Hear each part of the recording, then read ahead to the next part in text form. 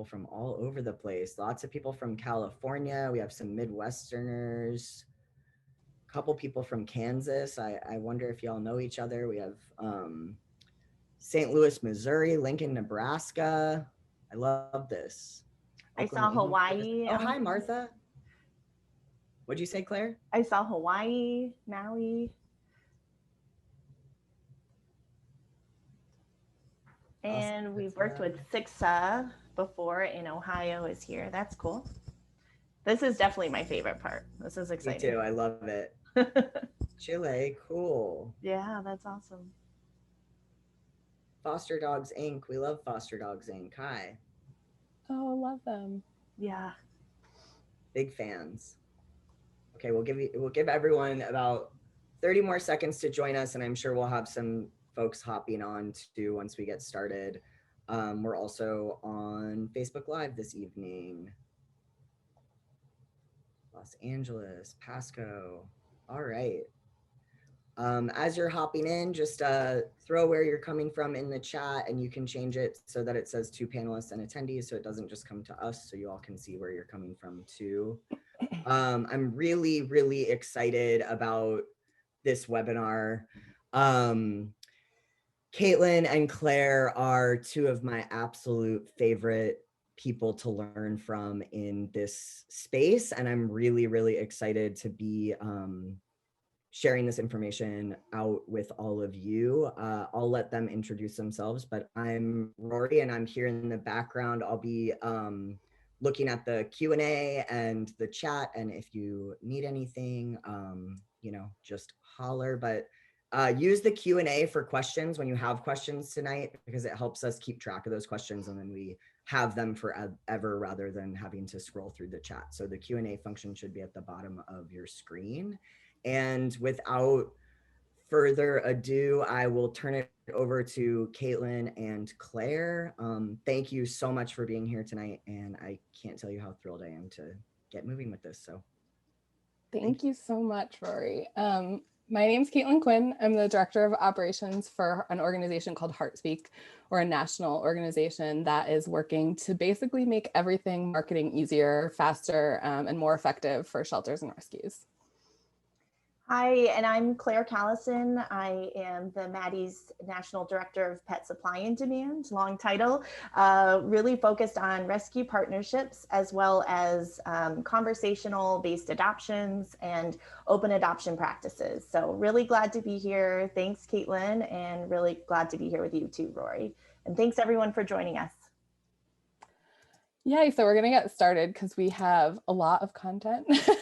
And Claire and I were really excited to kind of come together and kind of tackle the issue of adoption barriers from two sides of the same coin. So the way that we see it is that marketing and operations side of adoptions, so program side of adoptions, share so much in common. If we were going to put them on a Venn diagram, there's this huge middle space that they occupy together that we don't often address. We don't often look at barriers through that lens. So our goals today are to really first very quickly kind of identify the purpose of marketing and talk a little bit about some core tactics for making our marketing more welcoming and open, and also determine then in the second half of the presentation how adoption policies can kind of work with some of the ideas that we're going to present through marketing.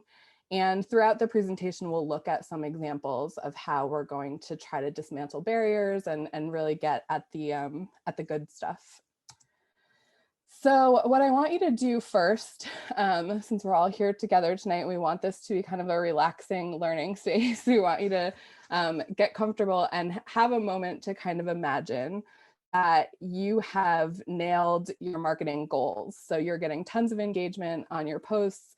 The community is really responding to, let's say, like media outreach and all of the things that you're doing. Maybe you have some traditional marketing through billboards or flyers that's happening, and people are excited about what you're doing. So the perfect marketing world, I want you to imagine.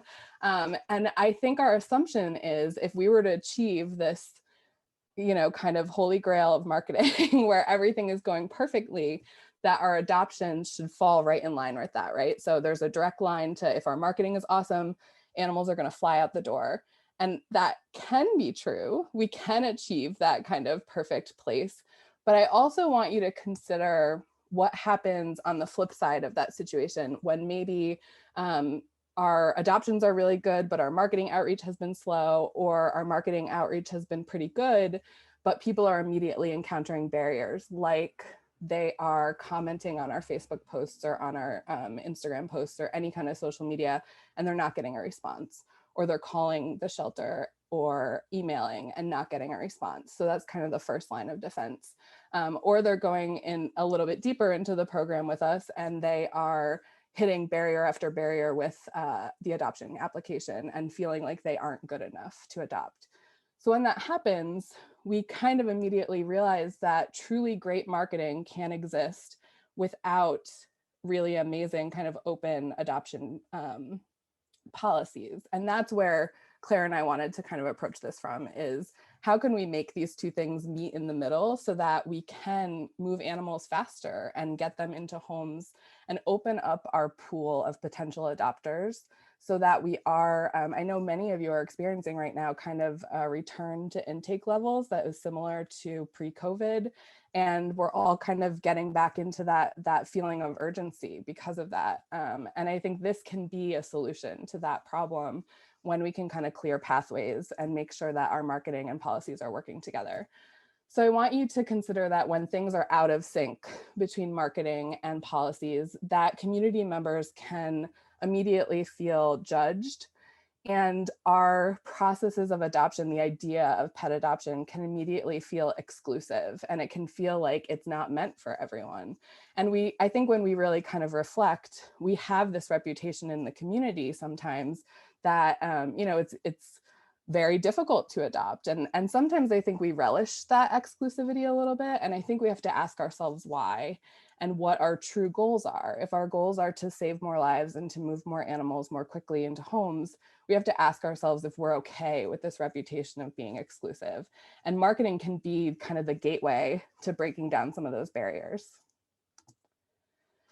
So before we get into just a couple of nuggets of core content for marketing, I do want to kind of address this idea of what is marketing. And I think it's something that we don't really take a ton of time to speak about or talk about in our field, and especially in our super busy organizations. But I do want to make sure that we're all coming to an understanding and kind of leaving this discussion today with the same idea that marketing isn't just communication. It's not just our pretty graphics and our social media posts. And it is much more of a conversation than I think we give it credit for sometimes.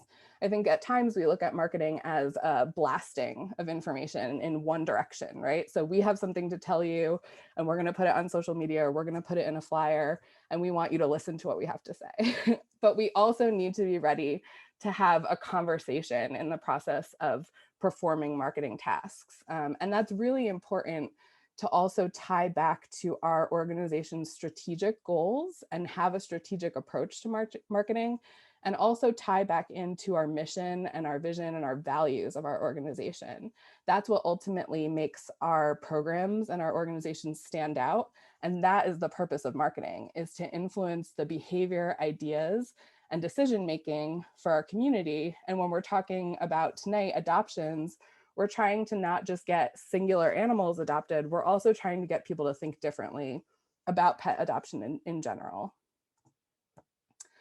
So kind of our last kind of thesis point, I guess I would say, for the presentation tonight is this idea of what does that actually have to do with policies and programs. So marketing is ultimately informed, again, by our organization's mission and values and strategies, just like our policies and programs. So they all tie into the same goals, inevitably. We also need to discuss, and this is something that you could do a much deeper dive on, the idea of brand and personality. And we are going to touch on a couple things like tone and voice, the choices that we make about the images that we use and the content that we put out, and things like language choices and word choices. And all that ultimately ties into our branding as an organization. If you want to do a deeper dive on branding, Maddie's University just put out a marketing fundamentals course that is amazing for this. So you can kind of go through that step by step and take your time, and really do a deeper dive on identifying your organization's brand and your marketing strategy from there. The important part of where this meets our programs and policies is that the way that we have probably traditionally thought about marketing as just kind of that one-way communications, if we start to transition that to a more pure version of marketing where it's about relationships and building trust, then we immediately can see the connection to things like customer service, how we craft our messages, how we're delivering information to the community, and that we're ultimately ensuring a very specific kind of experience when people are coming to us for adoptions.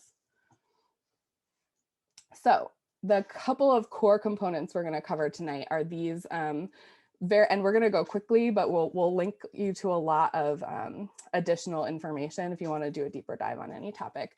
But we're going to talk about images very briefly. We're going to talk about voice and tone, and I think this is a really important one and ties very closely to things like customer service.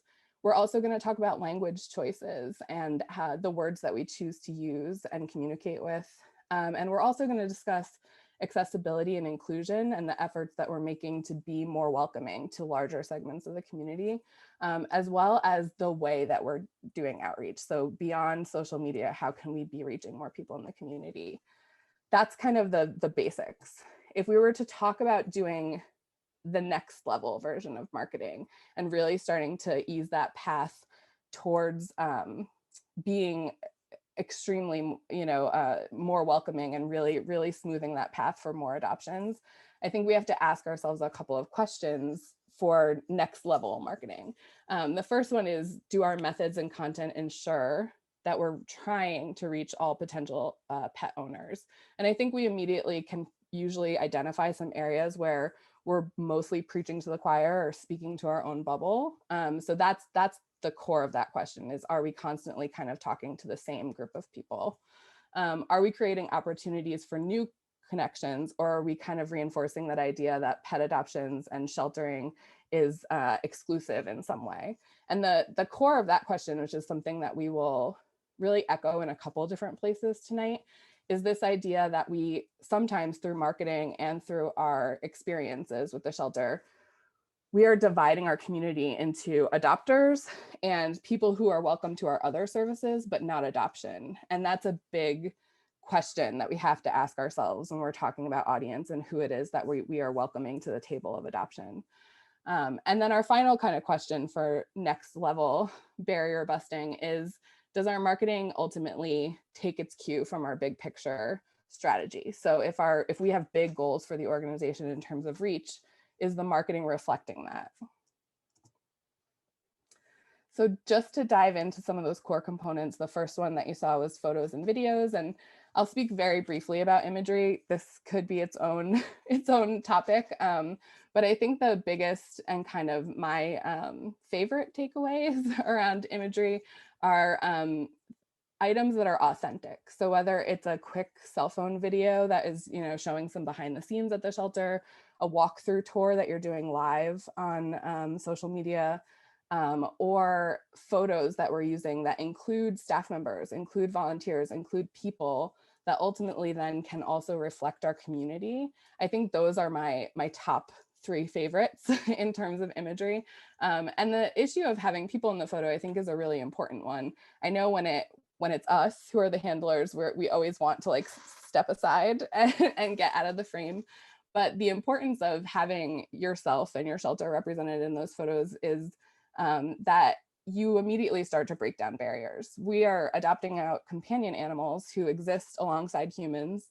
And there's something that can be seen in these photos with people that we can't show when those animals are alone, even on the most beautiful backdrop.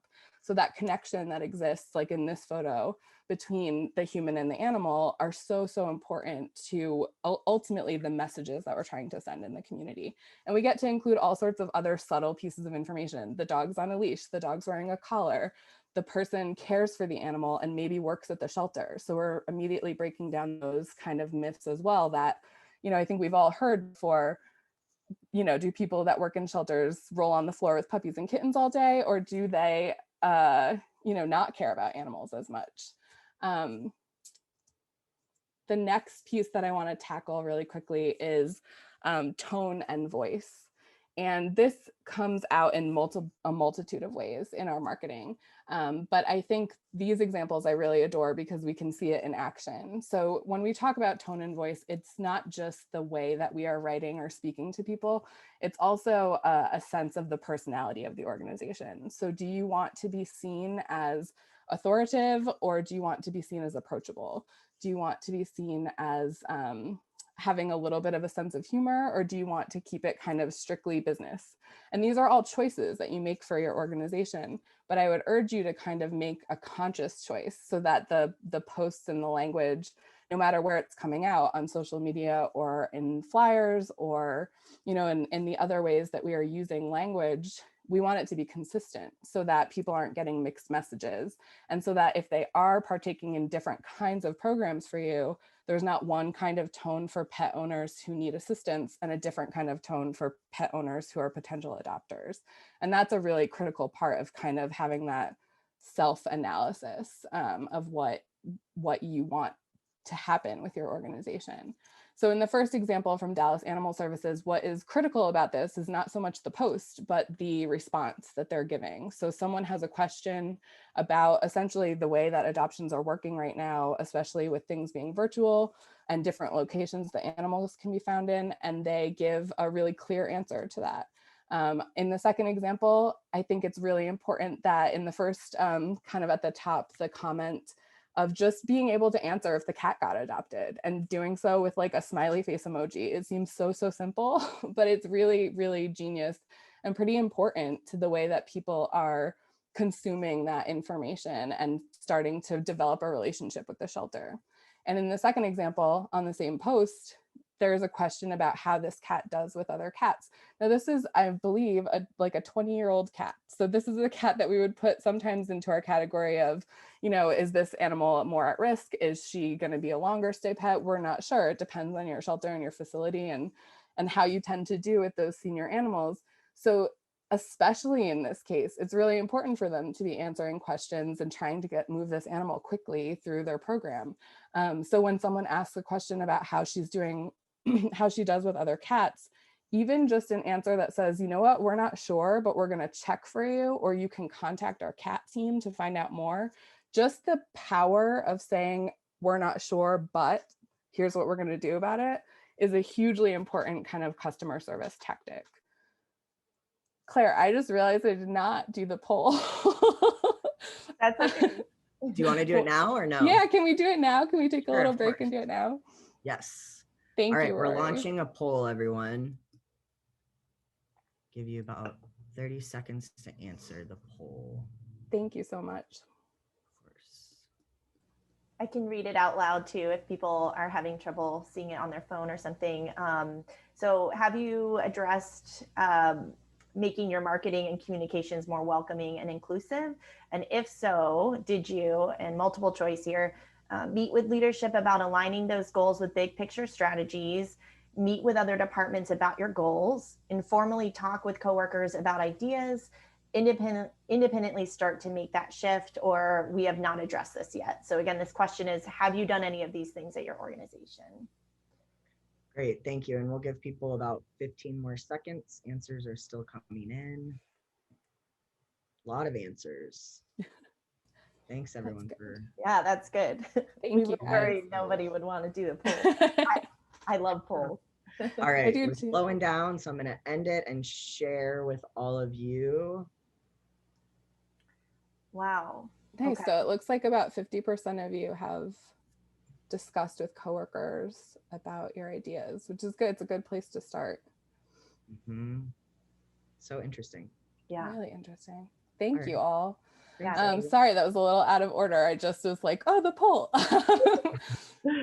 So the next kind of piece of the puzzle, and this is closely related to tone and voice, but is a slightly different animal, is the language that we use and really the words that we choose. So go ahead and you can actually type into the chat. I think that my question to you is, can you remember what it was like not to know what you know now? Because by and large, you are the animal experts in your community, and probably looking at this, just sample of terms that they're kind of our insider speak or industry terminology, you probably know all of these. but I want you to try really hard to remember what it was like on your first day of work or your first day walking into the shelter, even as a volunteer, and not knowing what it meant when someone said that a cat was FIV positive, or that a cat was feral, or even just seeing signage that said owner surrender, surrender. Did you know intrinsically what that meant? And my guess is that you didn't. We weren't born knowing these terms, most of us. And I think what is really important for us to kind of reflect on is that the community does not have access to the same information that we have access to. And so when we make choices to kind of, even small things like abbreviating our own organization, like sometimes I see shelters and rescues abbreviating the name of their own organization in a post, and it takes me a minute to figure out what it is that they're talking about. And it's just a very small, if we think of barriers as walls, that's not a wall, but it is a stumbling block that we're placing in front of somebody. And it is reducing access to information in a way that starts to put distance between you and community members. And what we want to do is not just tear down walls. We want to clear the path of all those stumbling blocks so that people feel like they can easily access our organizations and our programs. So I hope that you guys are kind of reflecting on some of the terms that you've heard, but even some simple ones, like I think sometimes we use reactivity or even foster failure, right? People who are not familiar with our line of work don't understand what that means, and that we actually mean it as a positive thing, because it sounds like a negative thing, right? So these are the kinds of choices that we have to make in our everyday communications, and especially in our bios that we're writing for pets. So I want to take just a very quick moment to address that specific venue of sharing information. I think some important call outs are that we want to use approachable terms and language, write bios as if you're talking to a friend who does not work or volunteer in animal welfare or a family member.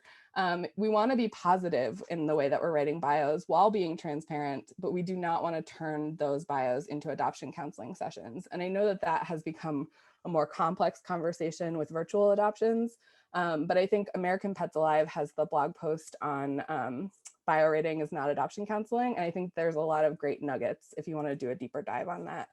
And I think another really important call out in terms of language and the words that we're using and just the choices that we're making when we share written information is that we have to remember to remain factual. I think somewhere along the line, we got the impression that if we over dramatized sad stories, that it would get animals more attention. And I think it's because in some ways it appeals to us within the field. Like our empathy and our compassion is kind of heightened towards those stories, but we can't make that assumption about all community members. And we certainly can't take that to a degree where we are dramatizing or speculating about pets who come from unknown circumstances. So when we are seeing dogs with scars and calling them bait dogs with no information, to really give us that impression, or if we're seeing cats who look a little bit beat up and making some assumptions about what happened to them without history, we have to really question, again, our motives and what that ultimately does to our reputation in the community. And I want you to think for 1 second about the number of times that someone has maybe said to you, I would adopt, but shelter pets are, too behaviorally challenging, or they're too, there's too much unknown about what happened with them, or there is this impression that they're damaged, right? Damaged goods. I think we've all heard this if we've worked in this field for a little while. And sometimes we're inadvertently reinforcing some of those stereotypes. So I want us to really kind of consider that when we're talking about bio writing. So one of the last points that we'll make here is about inclusion and accessibility. And I think this is a really important one for us and something that our field has really, embraced over the past year. And we still have a long way to go, but I'm happy that we are having these conversations and that American Pets Alive is really facilitating them. But I want you to consider everything that goes into this idea of inclusion. So it's everything from the imagery that we're using. And the question to ask ourselves is, can the community see themselves in the images that we're sharing? And sometimes I think the answer is no. And so what can we do to really make those images and videos more welcoming and more inclusive? The other things that we can do are small things that you can start doing tomorrow. So including captions on your videos, including alt text captions for things on social. So Facebook and Instagram and Twitter all have the option to add alt text for people who are visually impaired, so that they can read about what that image looks like or what that video looks like. There are also things that we can do along the lines of translation services. So if we don't have staff members who speak another dominant language in our community, how can we ensure that we are translating some of our documentation so that adoption is open to everybody? And I think it's an important thing to just call out that sometimes we take an extra step of translating resources that are meant for community outreach. So we translate spay and neuter services, we translate vaccine clinic information, but we don't always take the step of translating our adoption information. And that, I think, is part of that conversation around, are we making the idea of adoption exclusive and reinforcing this idea that adoption is only for some people in our community? And the final point that I'll make here is just, again, kind of planting this idea of the way that we're getting information out. I really love this. It's from Florida Keys SPCA. They partnered with a pizza delivery restaurant in their area and put flyers of adoptable pets on the pizza boxes. So I am very conscious of making choices that don't cost anything. I don't want to add anything to your line item budget. My life in animal welfare has never included a marketing budget, so I relate to that. And I think that we can do this through partnerships. We can do this just by revisiting how we are deciding to communicate with people. If it's just on social right now, just have a conversation internally about what are the other ways that you could start to use volunteers to put flyers out or put general information out. Can you partner with restaurants now that they're opening back up? Can you just do a reinvestment in your website and making sure that all those pages are up to date and really have the information that people are looking for? All right, so thanks, Caitlin. That's really helpful information. And we want to really tie in, we know the marketing and adoption piece is super important, and there hasn't been a lot of conversation about how policy is connected to marketing. And you might be in an organization where you have a whole marketing team, you have an entirely separate adoption team, or you might be in a smaller organization where maybe one person is in charge of putting things on Facebook or in charge of any of the outward communication, and one other person is in charge of adoptions, or you might do it all. But regardless, I think it's really important that we have sort of a history in our industry of working in silos in our teams. I could tell you, when I first started as an adoption counselor years ago, that I had no connection really with our sort of press release team and what was happening, who made the decisions of what went on social media and what they did in their office all day. And I think the same is true for a lot of people that are in marketing. So we tend to be very divided. And maybe not talking about strategies and how they are aligned. So that's why I think, because of that division, maybe lack of communication, lack of regular meetings, it's easy to stumble into a pattern of our marketing looks one way, but then our adoption policies are operating much differently. So one of the questions to ask is, how often are your marketing and adoption staff actually talking and meeting with each other? And how can we smooth that path for internal communications and info sharing? So you don't need, an excuse I have heard once is, leadership hasn't set up those meetings, but it doesn't take much effort at all to reach out to somebody who is in marketing and say, hey, can we have a 30-minute check-in every week where you kind of ask us what our needs are on the operations side, and then vice versa? What are you seeing on marketing? What are people responding to? What are people offering help for? So you're really aligned in that state. The other thing too is, like, when your shelter gets really full, or you have a dog or 5 dogs or 10 cats that have been maybe sitting there for a long time, what is your process to do a media blast or to ask the community for help? So do you have a protocol for that? What's that line of communication look like? And a lot of these things could be simply solved just through weekly check-ins with each other and just really streamlining that process. The other piece, and this is one of my favorite cats that we recently rescued from South Texas named Charlie. He reminds me, we were taking these photos and I laugh so hard because it looks like he's in a yearbook photo. And if you want to watch this later, I can send you the slides if you can't, if you're on your phone. But he's just this adorable kitten that we took time to put bow ties on and do this backdrop and do this like senior photo portrait of him.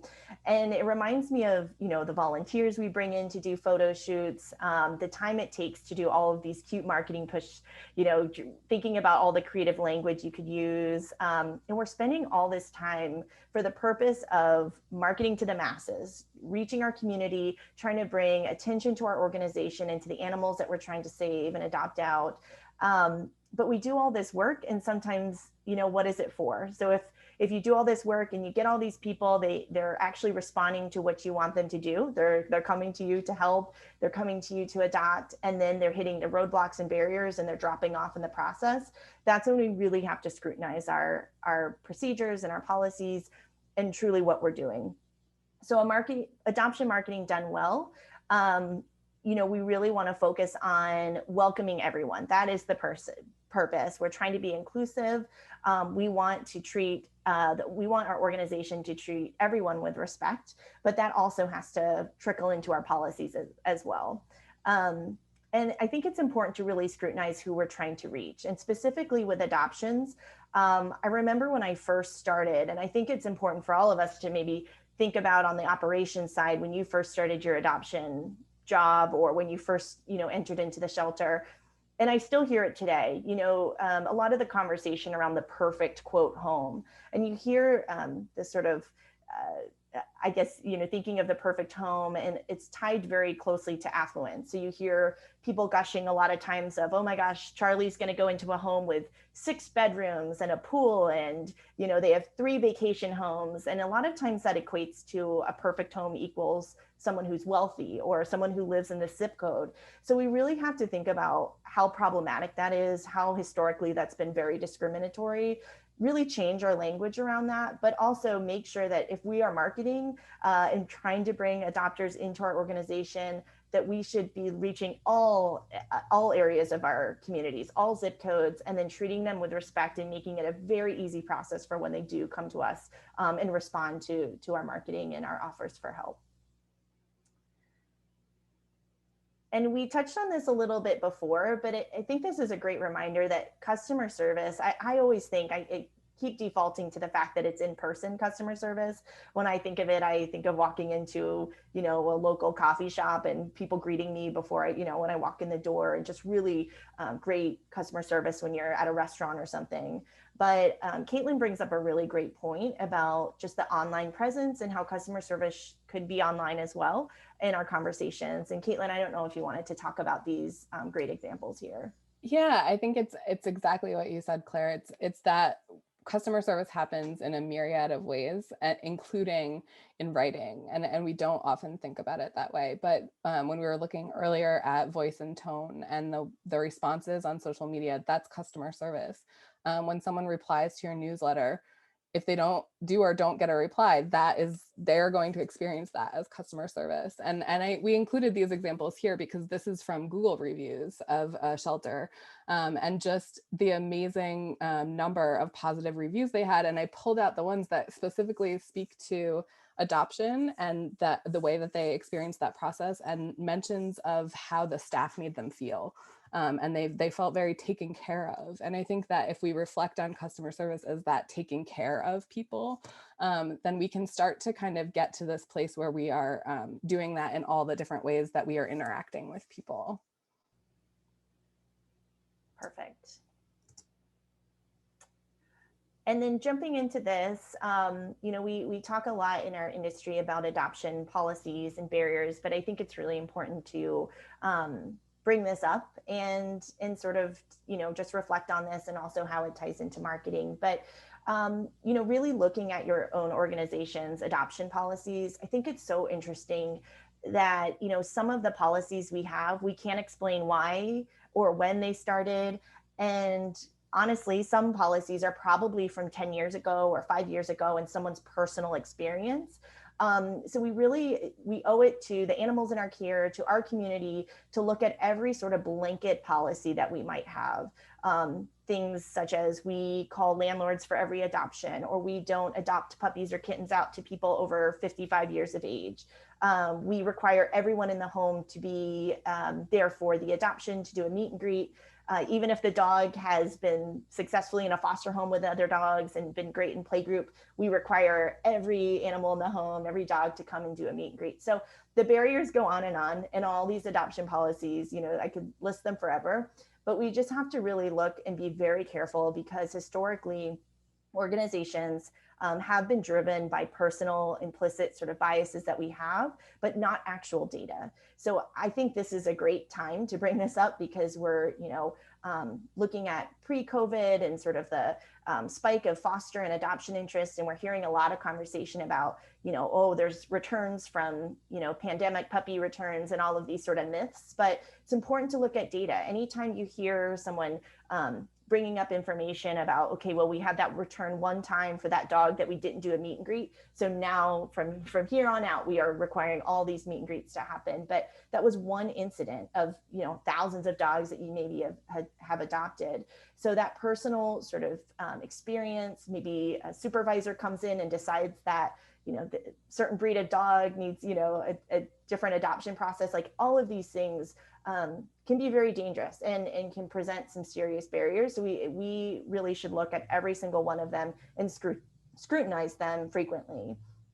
Also, the adoption process, a lot of times it takes more work to learn how to have a conversation, to get more comfortable in that. It is way easier for a new adoption counselor or someone that's, if you're in a hurry, to just want to do a black and white approve or deny, check this box, where are the red flags, relying so heavily on paper versus actually having a conversation and treating every adopter as an individual. The conversation, it doesn't mean that everyone willy-nilly gets to adopt a dog or cat and there's no, sort of check and balance, but it is the root of, it builds a foundation of trust and respect, which is a much better relationship to start any adoption off of versus a more, a process that's really feeling like it's an interrogation more than an actual foundation of a respectful relationship. And then one of the things I have to say, and I think it's really interesting because Adopt-a-Pet does have this data, that one of the top reasons that adopters are not adopting or not being able to follow through with adoption is they're not getting a response when people inquire. So we've talked about it a couple times now, but we can't stress this enough, that customer service, it can be just as simple as replying to someone, even if that cat got adopted, not leaving people hanging, answering their questions on social media, and then, emailing them back if they inquire to adopt. So volunteers are very helpful for that, having sort of an adopt volunteer line. If just the volume is too much for your staff to handle, training volunteers to be able to do that will go a long way.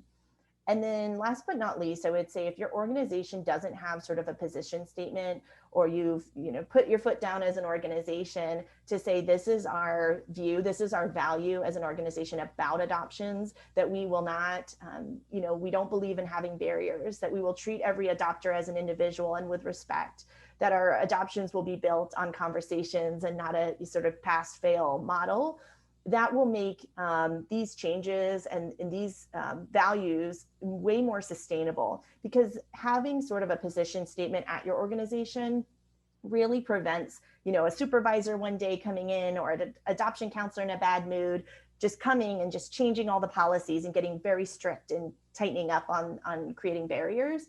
And so having that position statement makes it so much easier that everyone's on the same page. And I'm happy to share some examples with you if you would like. So right after this, I'm happy to do that.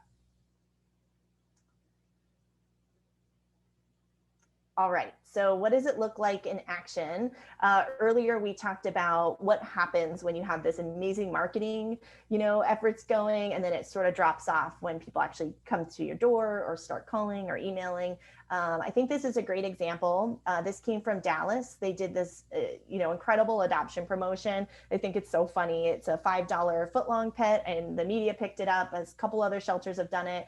And basically, they ran a special when they were very full in the summer, or in the fall, that any dog or cat over 12 inches or a foot long was only $5 to adopt. They did a ton of adoptions. It was a huge success.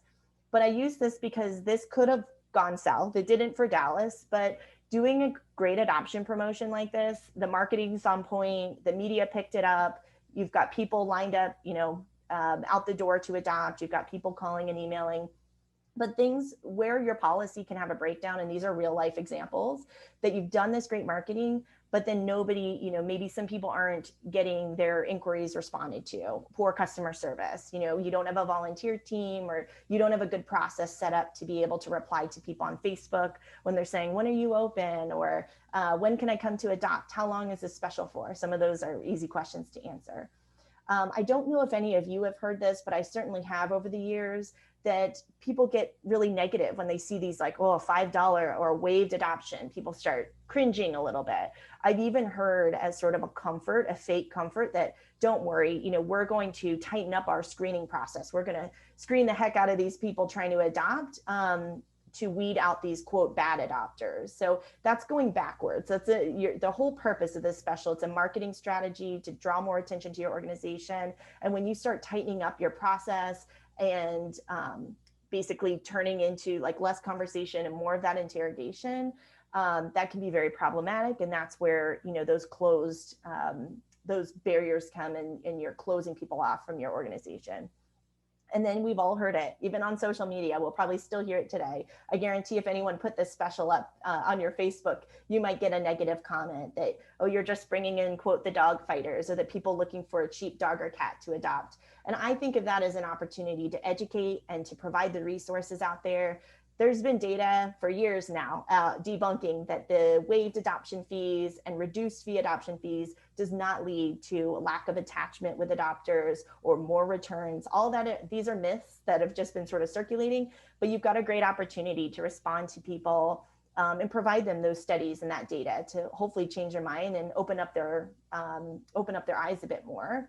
And then, you have even internal complaints. Fosters might not want to bring their, dog or cat to that adoption special because it's reduced. Volunteers might be sort of grumbling in the corner about not liking the adoption promotion.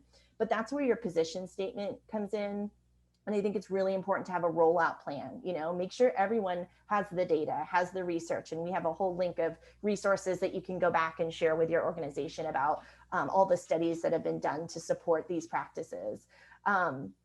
So making sure that, not only leadership understands the value of doing these marketing promotions, but that your whole organization, including fosters and volunteers, also have that information.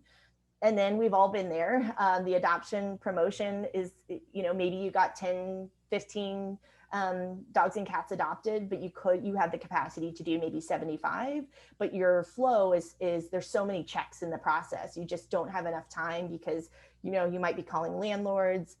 You're not doing same day adoptions. There might be like several vet checks that people have to go through.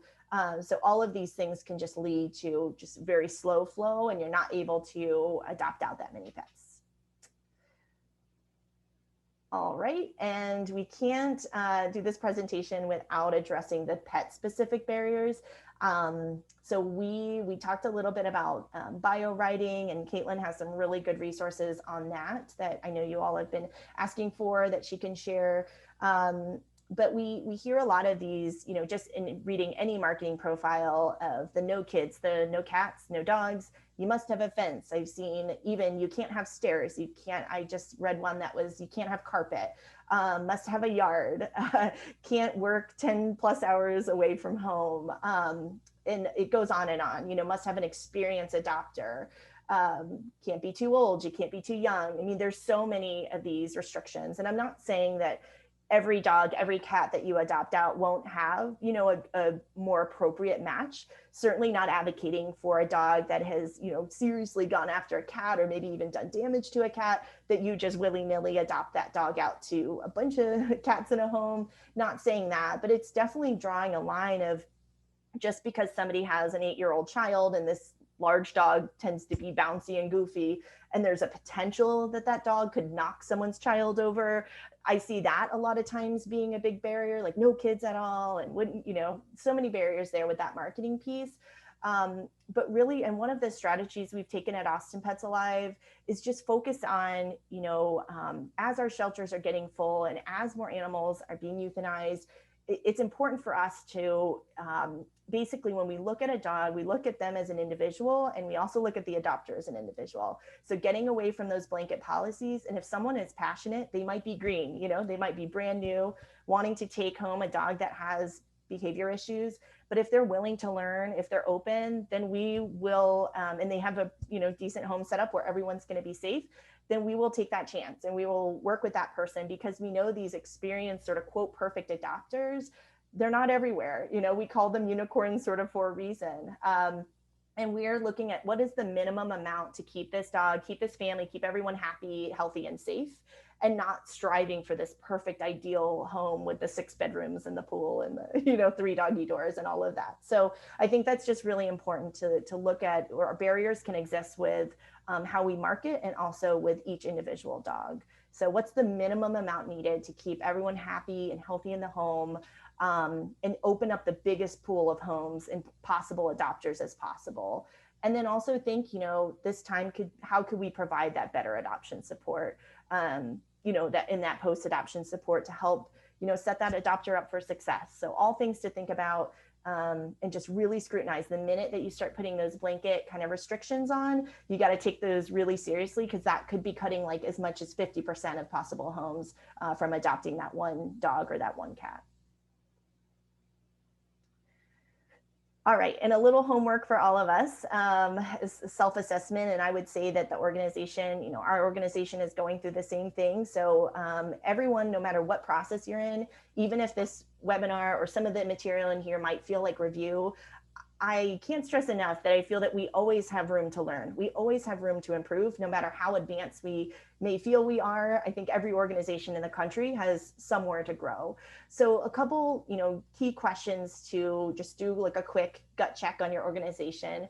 But when was the last time that each step of your adoption process, so that's everything from how people browse, dogs and cats online, or how, what does the adoption process look like from the adoption questionnaire that they fill out, in customer service, like what's their experience when someone walks in the door? Are they greeted with rules, don't stick your fingers in the cages, and no smiles? Like we have to look at it through the eyes of the adopter. But when was the last time that process was actually looked at, scrutinized through a DEI lens? How inclusive are you, and how equitable is that process? And then when are potential adopters falling off in the process? This is really important to start running reports. So if you're getting, from your marketing promotions and big pushes that you're doing, maybe 100 new adoption inquiries, but only 8 of those or 10 of those are turning into actual people going home with a dog or cat, then it's time to seriously look at your process, look at the data, where are they dropping off in the process? Because that could give you a really good insight of where the roadblocks might be. Is your adoption questionnaire screening people out?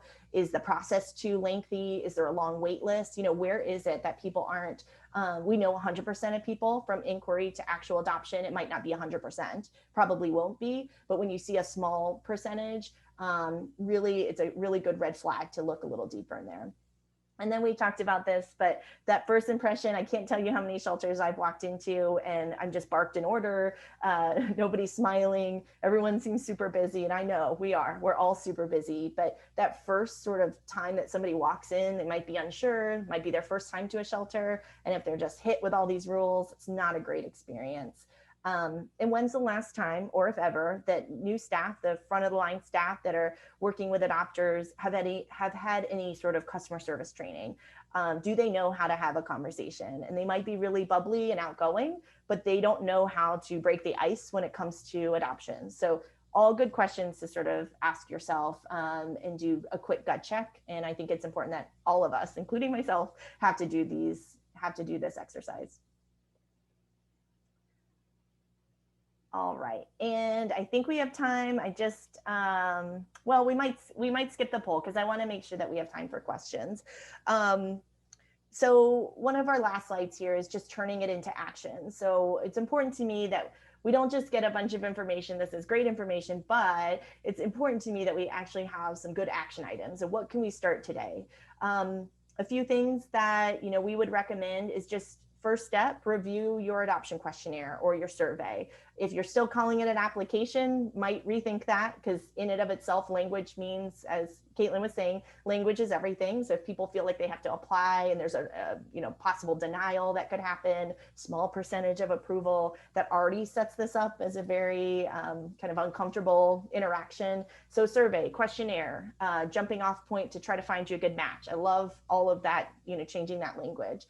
Go through it question by question. Does this need to be here? What's the purpose of this question? Do we need it? I think some of the best questionnaires I've seen are like literally a half page, just getting to know you, because the bulk of the adoption and where we're going to make that good match is in the conversation, and is not through, 7 pieces of paper, all these hypothetical scenarios. What would you do if you're hit with a $500 vet bill in 3 years? None of that's going to really help you find a good match and really, get to know that adopter. The conversation will. And then, like I said, like quite physically walk through your adoption process. Go on your website. How many clicks does it get to, how many clicks does it take to get to your adoption page? How does the layout look? Are you met with a bunch of requirements right off the back on the FAQ, how do I adopt page? Is it like must be all of these things? And some of them are outdated. No one's really looked at them in a while. Walk through, how are your adoption counselors greeting people, that may walk in the door or answering the phone? All of these things from start to finish, walk through that. And then, the promotions and marketing, the end goal. What is the end goal? Does your organization know why? We do the $5 footlong special. Does your organization understand why you're doing that, and the impact that it could have, bringing in more people?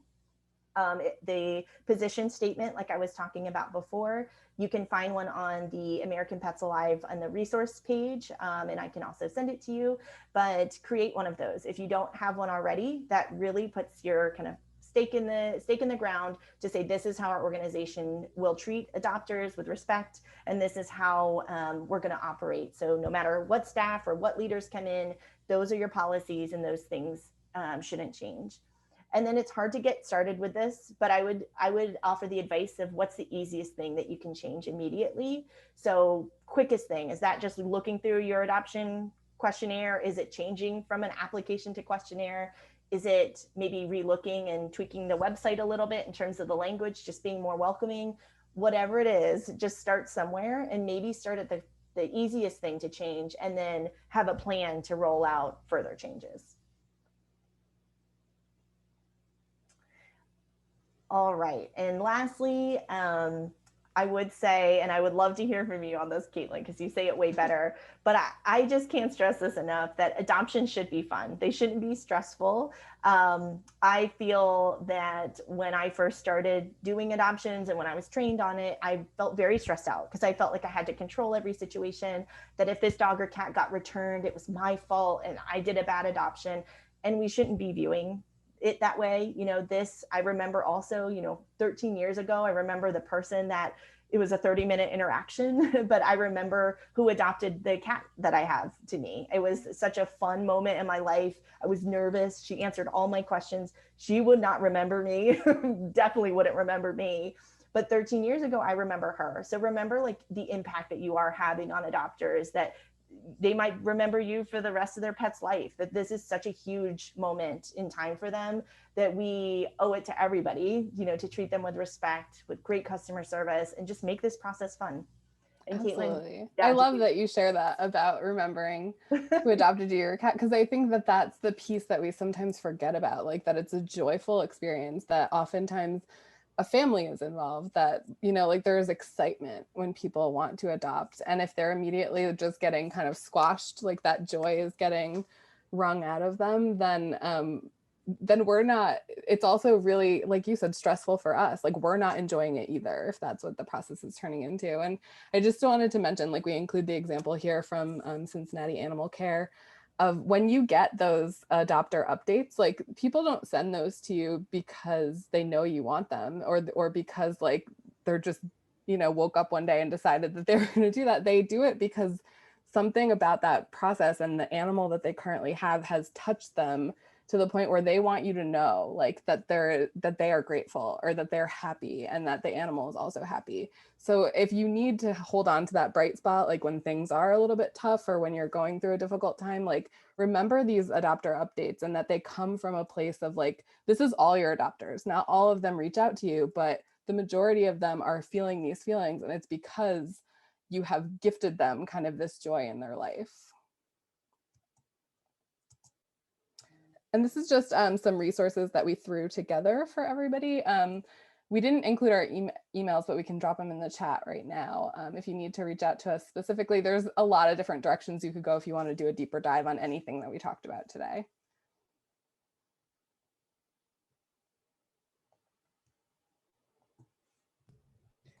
Perfect. Thank you. Thank I put you. my email. Yeah. So we do have a lot of questions in the chat. We only have about 2 minutes left. So maybe we could get to one question in the chat. A few of them are about the graphics that you shared. So we can make sure that those get sent out to everybody who was here. And I'm trying to look.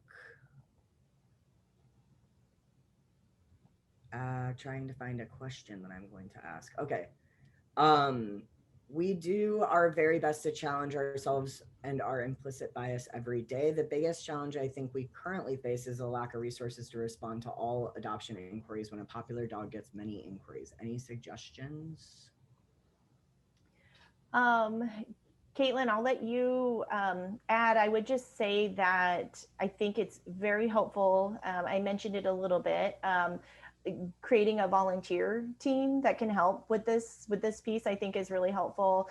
You can create like a quick volunteers like to know what's expected of them, so a quick sort of job description of what that would look like. And you don't forget, we've got volunteers out there. I know that can feel a little scary of like, you know, letting volunteers maybe be your voice a lot of times, but remember that volunteers have day jobs too. So you might have people that specialize in that in their day job.